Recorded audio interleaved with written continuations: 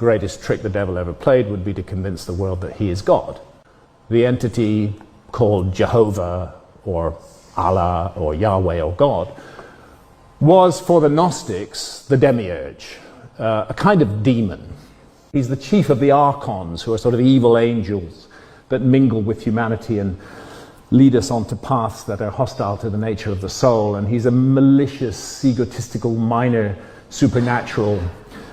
He's jealous, he's angry, he tells Abraham to murder his own son. He's a ghastly creature. Actually, if you look at the statements and behavior of this entity in the Old Testament, and we're told that we are the creature who's going to dominate the world. There's all sorts of really horrible ideas in that miasma of texts, and sitting at the top of it is this thing which, from the Gnostic point of view, wasn't God at all. Who's the bad guy in the Garden of Eden story?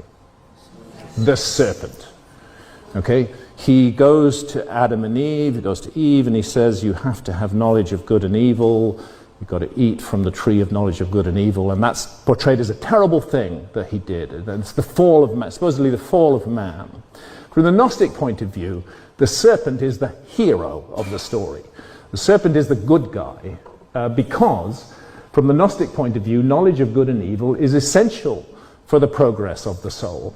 If we live in a farmed, protected universe where we're just these kind of meat robots without any consciousness, and we don't know any difference between good and evil, and we can't make any choices, how can we possibly grow? How can we possibly develop? We've been taught, taking it in with our mother's milk since childhood, that this is right, this is the right thing. But actually, what is going on here? Here is the learning of the knowledge of good and evil leads to the expulsion from the garden. What kind of God is that? Same goes with the flood.